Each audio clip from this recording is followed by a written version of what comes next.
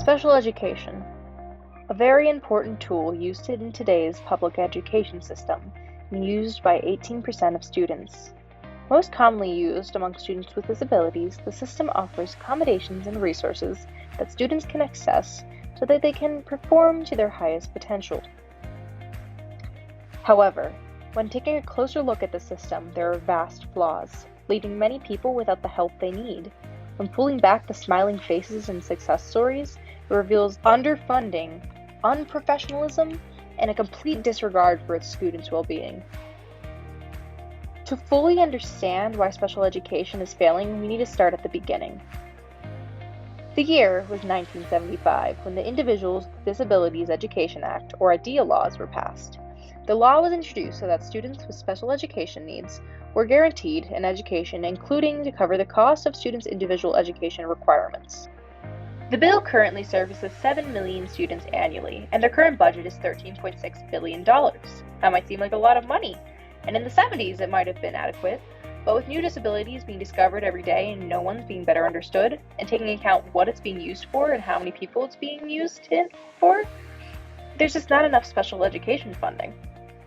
Because of the consistent underfunding, instead of special education being used as a tool for special education students to use, it turns into a bare minimum class experience that doesn't help educate anyone. Many school systems turn to a tool called tracking. Tracking is when a specific group of students is together throughout multiple classes in the entire day. This is destructive not only because it limits the student's ability to branch out and make friends, but because it also limits the ability to learn from diverse teaching styles. As a peer mentor, I was able to serve as a classmate to Julia, a special needs student, for the entire trimester. While I am unaware of her specific diagnosis, I am aware of the hardships she faced during our 3rd-hour reading recovery class. The atmosphere in the classroom was chaotic, with some students refusing to stay seated and quite literally bouncing off the walls. Julia and I were equally overwhelmed. With staff nearly equaling the number of students, you think this would be the calmest class in school, but no. Julia struggled to even copy items off the board due to her impairment and the constant clamor emanating from behind our 3rd-row desks. Julia, a very bright and charismatic freshman who was significantly challenged at turning her thoughts into words and computing written word, found herself unable to think due to the constant conversations exploding throughout the classroom. Now I know what you're thinking. Where was the teacher? But don't get me wrong. Miss J, the teacher of this class, is the most level-headed lady and best suited teacher to wrangle this group of kids who I've ever had the pleasure of learning under. But even she was no match for this melting pot of mayhem. Many students with disabilities don't need to be in a special education classroom, but are put in one anyway. Many disabilities don't require direct special education classrooms, just accommodations and tools to apply to general education. A lot of the time, these classroom students are learning grade-level material. As well as the student-to-teacher ratio being extremely high, both students and teachers involved are highly stressed. While also being overwhelmed by the wide variety of students, many teachers feel ill-trained and are ill-equipped to teach the material to students with a wide variety of learning styles. Once a student is diagnosed as special ed, their likeliness to graduate goes from 83% to a more 66%. Their education falls far short of what federal law requires, and even what common sense dictates. This applies to special education and general education teachers. It's common practice for special ed students to be mixed with general education students to avoid discrimination, segregation, and generally students feeling separated. This would be great if general ed teachers were prepared to work with special education students. Commonly, a general education teacher does not need to have a single course in special education or disabilities to graduate with their teaching degree, despite having a high chance they will be working with them. They don't even need a certificate. A teacher named Mary Fair's perspective is, in those early days, I had no idea how to handle my students with disabilities. Fair goes into how she had no idea how to work with students with learning deficits to behavioral disorders. Over time, her experiences with special education students, she developed skills to teach these students to the best of her ability. No one taught me how to these strategies, she said. I never had to take a class about students with disabilities. The story in the next clip, I think, really shows exactly what's wrong with the special education department right now. This is Zoe. She is a bright, precocious, quirky 9-year-old who loves Lala Loopsy dolls, cookie dough ice cream, chess, and the color pink.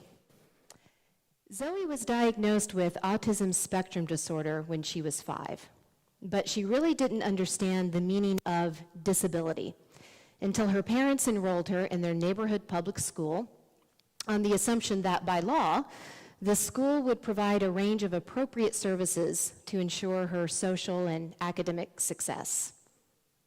So they were unprepared, to say the least, for the school's placement of Zoe in a regular classroom without any supports or accommodations because, as the principal openly acknowledged, the school district did not have the funds to provide them. By the 6th week of the semester, Zoe was having regular violent outbursts in a classroom with one completely flummoxed teacher who simply abandoned all attempts at educating Zoe, and 25 increasingly terrified students. She was left unsupervised and so would often just slip out of her classroom undetected and wander about the school hallways, until on one occasion she made it all the way to the parking lot before being stopped by her mother, who happened to be in the school lobby that day.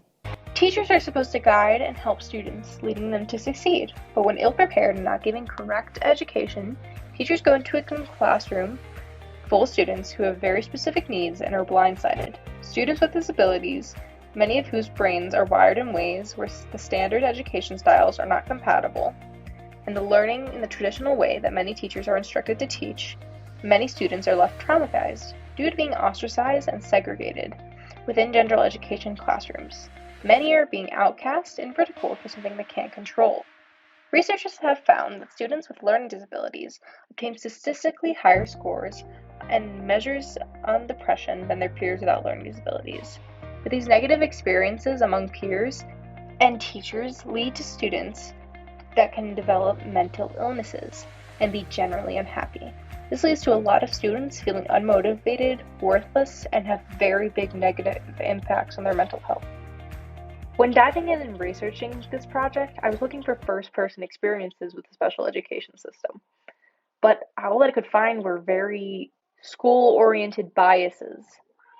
But when I looked into the comments on some of these videos that I was looking at, and on some of the websites, I saw real perceptions of the special education system and how much it harms its students. These clearly show why the special education system needs to change. When I was in high school, I was not challenged in my special ed classes, so I just skipped class almost every day. When I was in special education for elementary and middle school, I got the help I needed, and my teachers were supportive. But the minute I got to high school, the teachers are just not really helpful. I just needed a little help, so they put me in special ed every day, and this teacher talks to me like I'm 2. I grew up in special ed, and it sucks so much. The term special ed is demeaning. I was in special ed from 2nd grade to 8th, and it made me feel like killing myself. Overall, the special education system needs to change for the students' education, future, and mental health.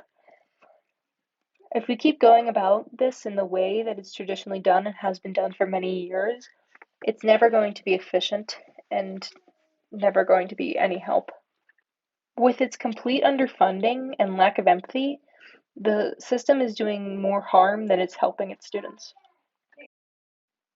For a better future in special education, it needs more funding, better teachers, and more understanding of what the students need and how actions and causes affect them.